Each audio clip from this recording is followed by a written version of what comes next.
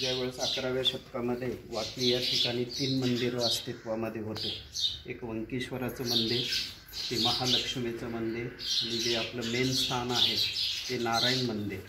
तर या मंदिरमध्ये आमचे सर्वज्ञ श्री चक्रधर स्वामी कधी कधी येऊन या ठिकाणी बसायचे. हे सुद्धा स्वामीचं आसन स्थान, निरोपण स्थान आहे, विहरण स्थान आहे. हे मंदिरमधला हा मोठा नमस्कारी आहे एवढं. आणि हे जे महादेवाचं मंदिर दिसतं आहे त्या वाकीला कथा कलियुगामधली नाही आहे, हे कोण त्रेतयुगापासून असलेलं हे वाकी तीर्थ आहे. म्हणजे आजचं कलियुगामधलंच नाही, कलियुगामध्ये आपले सर्वज्ञ श्री चक्रधर स्वामी आले, परंतु इथं जे तुम्हाला महादेवाचं मंदिर दिसतं आहे हे त्रेतयुगापासून असलेली याची आख्यायिका आहे. जे पूर्वी तुम्ही टी व्हीवरती एक सिरियल बघितली असेल की भस्मासुराचं भस्म झालं, तो भस्मासूर या ठिकाणचा होता. त्याचं मूळ नाव होतं वक्रासूर. वक्र म्हणजे वाकडा, असुर म्हणजे दैत्य, राक्षस, दानव. तर तो 7 ठिकाणी बेंड होता, वाकडा होता आणि दिसायला कृपा होता, म्हणजे चांगला नसतं. तर त्यांनी खूप सारे उपचार केले परंतु ते काही बेंड निघालं. मग त्याला वाटलं आता देवाची भक्ती करून आपण देवाकडून ते मिळवून घेऊया, म्हणून त्यांनी या ठिकाणी उग्र तपसाधना केली. खाली मुंडकं वर पाय, असं 1 नाही 2 नाही 1000 वर्षापर्यंत ती तप. कारण त्यावेळेचं आयुष्य माणसाला खूप होतं. तर ती तपसाधना केल्याच्या नंतर महादेव या ठिकाणी त्याला प्रसन्न झाले. माग म्हणे तुझ्या अशा उग्र तपसाधनेवरती मी प्रसन्न झालेलो, तुला काय पाहिजे ते मी तुला देऊ शकतो. ते म्हणे मला 2 वर मागायचे आहे आणि मी 7 ठिकाणी वाकडा आहे तो सरळ झालो पाहिजे, दिसायला सुंदर झालो पाहिजे. प्रत्येकाला वाटतं आपण सुंदर असावं, बरोबर. तथास्तु म्हटल्याबरोबर तो 7 ठिकाणी जो बेंड होता, वाकडा होता, तो सरळ झाला, दिसायला गोरा झाला, एकदम चांगला. त्यांनी बघितलं बदल झालेला आहे. त्यानंतर दुसरा वर, आणि मी ज्याच्या डोक्यावरती हात ठेवून तो जळून भस्म झाला पाहिजे, हातामध्ये पावर आली पाहिजे. शस्त्र घ्या, बाण घ्या, गदा घ्या, भाला घ्या, त्यांना येऊन घ्या. तर ते कुठं हातामध्येच पावर आली पाहिजे. तथास्तु म्हटले. तथास्तु म्हटल्याबरोबर आता तो वक्रासूर जो होता तो राक्षस होता, दानव होता. जे असुर माणसं आहे यांना कुठं चांगले विचार येणार आहे, बरोबर. ज्यावेळेस शंकर या ठिकाणी प्रकट झालेले होते त्यांच्याबरोबर पार्वती होती. पार्वती ही स्त्री देवता आहे. तो तिच्याकडे बघून वेधल्या गेला, अरे इथे खूपच सुंदर आहे, कशाला पाहिजे म्हणे महादेवाला, इथं आपल्याकडं पाहिजे म्हणे. आपण काय करू, महादेवाच्या डोक्यावरती हात ठेवू, त्याला जाळून भस्म करून तिला घेऊन जाऊ आपल्याबरोबर. अशा विचाराने तो तिथून पुढं सरकला. मग इकडं त्यांनी महादेवाने त्याच्या मनातले भाव ओळखले की कोण्या विचाराने, मग यांनी पलायन सुरू केलं. ते पुढं आणि हा त्यांच्या पाठीमागं. असं पळत पळत पळत नगरपाशी जीवूर नावाचं गाव आहे. त्या तिथं डोंगराच्या टेकड्या आहेत छोट्या, त्या टेकडीमध्ये लपून बसले. त्याच्या भेनं हा शोधितोय त्यांना. मग आता माणूस थोडा जरी चालला तर साहजिक माणसाला घाम येतो. हे इथून तिथपर्यंत पळत गेलेले होते, त्यामुळे त्यांच्या अंगातून घामाच्या धारा व्हायला लागल्या.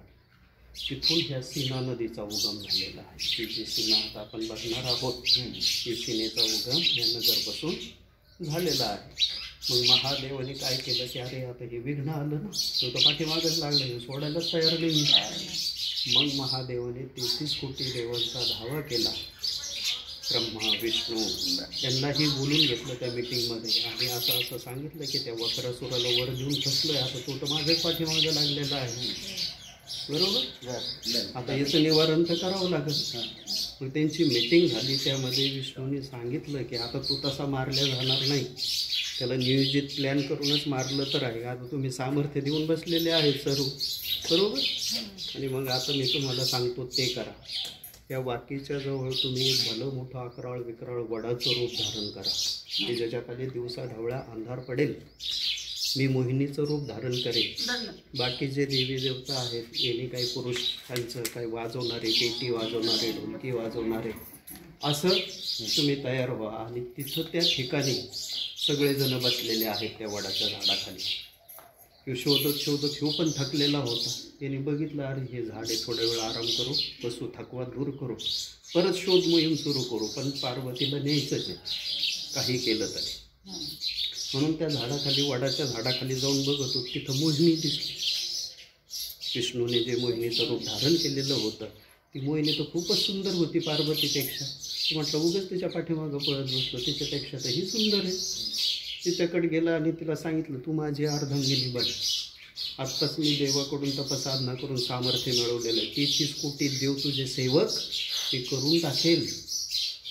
ती म्हणे तुझी ऑफर तर चांगली आहे, परंतु मी आहे एक नृत्यांगना. नृत्यांगना म्हणजे नाचकाम करणारी बाई. माझा पण असा आहे की जो कोणी माझ्यासारखं नाचेल त्याला मी माझा पती स्वीकार करेन, अन्यथा दुसरं कोणाला स्वीकार करणार नाही. म्हणजे एवढीच आट आहे ना, मी नाचतो तुझ्यासारखं. पण तिने लगेच आपल्या पायामधलं एक पैंजण त्याच्याकडे हे केलं. तिथं पेटी वाजवणारा होता, ढोलकी वाजवणारा होता, सगळं रेडीच होतं, कारण की प्लॅनच आखलेला होता. सुरू झालं. नाचता नाचता तिने आपले दोन्ही हात घेतले, गुडघ्यावर ठेवले, इकडच्या गुडघ्यावर ठेवले, हिने पण ठेवले, कमरेवर ठेवले, इकडच्या कमरेवर ठेवले, खवट्यावर ठेवले, याने पण ठेवले. असं करता करता ते दोन्ही हात घेतले आणि स्वतःच्या डोक्यावरती ठेवून दिले. याने पण मागचा पुढचा विचार नाही केला, तिच्याकडे बघून हा भुललेलाच होता. याने स्वतःचे हात घेतले आणि स्वतःच्या डोक्यावरती ठेवून दिले. जाग्यावरती भस्म झाला. काय झाला? भस्म झाला. म्हणून त्या गावाला आजसुद्धा फत्ते वडगाव म्हणते. एखादं सैनिक आहे, त्या सैनिकाचा सेनापती जर मारला तर तुम्ही युद्ध जिंकले ना, बरोबर आहे. तसा हा सगळ्या सैन्याचा सेनापती होता, तोच मारल्या गेला. मग इथं सगळे 33 कोटी देव प्रगट झाले. त्याचं पण सैन्य होतं खूप. यांच्यामध्ये तुंबळ युद्ध झालं एकदा. मग ह्या देवी देवतांनी काय केलं, जेवढे पण ते सैन्य असुर होते, राक्षस, त्यांचे सगळे मुंडके उडवले. ते मुंडके इथून ते शिराळ नावाचं गाव आहे, आता तुम्ही करायला जाणार आहात, तिथं सगळे मुंडके गोळा करून ठेवले सगळ्यांचे. आता ते राक्षस होते त्याच्यामुळं रक्तप्रवाह त्यांच्याकडे खूप होता. भले अवाढव्य इथं पाण्याचे पाट वाहतात आपले, तसे त्यांचे रक्ताचे पाट व्हायला लागले. इथून रातेजर नावाचं गाव वसललं, इथून 3 किलोमीटरवरती आहे.